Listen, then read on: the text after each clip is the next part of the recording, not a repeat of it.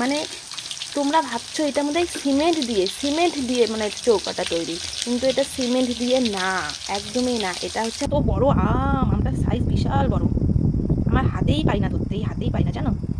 এটার ওয়েট কত হবে জানি না, ওই দুটো আমের দাম 150 টাকা, একটা আমের দাম 50 টাকা। তাই? তাকে একটা খেয়ে নিচ্ছি যখন ফ্রিজ না ভালো না, কেটে কেটে আমাকে দিয়েছে। তাই? নমস্কার, আশা করি আপনারা সবাই ভালোই আছেন। তো কালকে রাত্রি ছিল, আমাদের পাড়ায় একটা বিয়ে ছিল। তো বিয়েতে আমাদের ইনভাইট ছিল। তো বিয়ে বাড়িতে যাওয়ার আগে ঘরে একটা আম ছিল। তো আমটা বড়ই ছিল আমটা। তো আমটা আমি হাতেই ঠিক মতো নিতে পারছি না। তো এক সাইডটা একটু পচে গেছে, মানে পচে যায়নি, নষ্ট হয়ে গেছে, মানে গলে গেছে বেশি। তো যে দিকটা ভালো আছে ওই সাইডটা আমি কেটে নিচ্ছি। তো বিয়ে বাড়িতে যাওয়ার আগে তো মাকে বললাম যে মা, আমটা তো খারাপ হয়ে যাচ্ছে, আমটা খেয়ে নিই, তা যদি এটা কালকে রেখে দাও তাহলে আরও খারাপ হয়ে যাবে। আর মা বললো ঠিক আছে, আমটা কেটে নে, আমটা খেয়ে একটু রেস্ট নিয়ে তারপর বিয়ে বাড়িতে যাই। তারপরের দিন এটা ভিডিও। এটা হচ্ছে মা সকাল সকাল উঠে চাটা খেয়ে এই যে সবজি কাটতে বসে পড়েছে। এটা কিসের ফুল তোমরা কি চেনো? এটা হচ্ছে কচুর ফুল। তোমরা তো অনেকে আবার ঢেঁকি শাক চেনো না, কত কিছু চেনো না। আমরাও হয়তো এরকম অনেক কিছু চিনি না। তোমরা কি কচুর ফুল চেনো? কচুর ফুল খাও? আরে সবাই সব জিনিসই চেনে, হয়তো নামটা আলাদা থাকে। হ্যাঁ, এইটাই হ্যাঁ, এইটাই সবাই হচ্ছে ব্যাপার। সবটাই চেনে, হ্যাঁ, নামটা হয়তো আলাদা আলাদা থাকে। থাকে, এক এক দেশে এক রকম নাম থাকে। আমার মা এদিকে পটল কেটে নিচ্ছে, আমার এদিকে প্রায় পনির আর আলুর তরকারি হওয়ার দিকে। আর আমার মা এখানে পটল, মানে এটা পটল আর আলু দিয়ে ইতি হবে, মানে ডালনা হবে, তাই না? তোমরা কি এইভাবে আমার মায়ের মতো করে পটল ছিল? আমার মা যেভাবে পটল ছিলছে আমিও কিন্তু এইভাবে ছিলে নেই, তাই তো মা?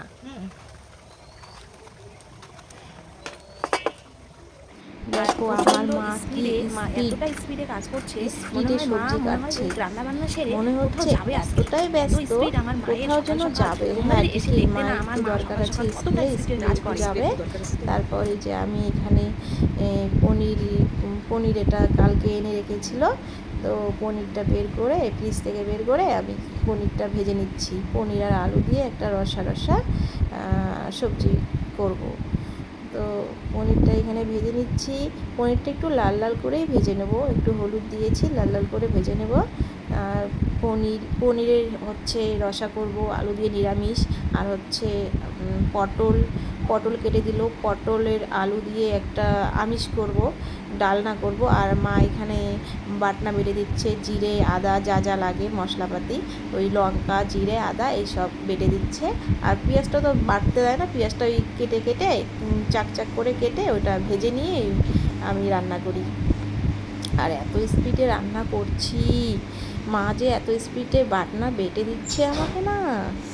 আর আমাদের এই যে চৌকাটা, মানে একা একাই এই চৌকার মধ্যে রান্না করা অসম্ভব, অসম্ভব। এই চৌকাতে একা একা রান্না করা মানে অসম্ভব ব্যাপার। এত স্পিড এই চৌকার, মানে এখানে দুইজন লাগবেই। একজন একজন হচ্ছে সবজি কেটে দিতে হবে, মশলা বেটে দিতে হবে, আর একজন বসে বসে রান্না করতে হবে, তাছাড়া হবে না। তারপরে এই যে আমি ভেজে রেখেছি পনিরটা আমি আলুতে ছেড়ে দিলাম। এই যে আমার পনিরের সবজি কমপ্লিট। কালারটা যেন মোবাইলে কীরকম দেখা যাচ্ছে, কিন্তু কালারটা কিন্তু ভালো এসেছে, মোবাইলে ঠিক লাগছে না কালারটা। আচ্ছা তোমরাই বলো তো, এইরকম যদি একটা বারুদের মতো চৌকা থাকে তাহলে গ্যাসের কি দরকার? গ্যাস কি লাগে? এরকম যদি তোমরাও যদি এরকম করে একটা চৌকা বানাও, মানে তোমরা ভাবছো এটার মধ্যে সিমেন্ট দিয়ে মানে চৌকাটা তৈরি, কিন্তু এটা সিমেন্ট দিয়ে না, একদমই না। এটা হচ্ছে মাটি, পিওর মাটি দিয়ে এই চৌকাটা তৈরি। গ্যাসের কি প্রয়োজন? হ্যাঁ, গ্যাসের কি প্রয়োজন? এই চৌকাটাই রান্না করতে এত সুবিধা, এত সুবিধা। আর আমার ভিডিও আপনাদের কীরকম লাগলো অবশ্যই কমেন্ট করে জানাবেন। আর আপনারা লাইক কেন করছেন না? লাইক করবেন। আজকের ভিডিও এই অবধি, কালকে নতুন ভিডিওতে দেখা হচ্ছে।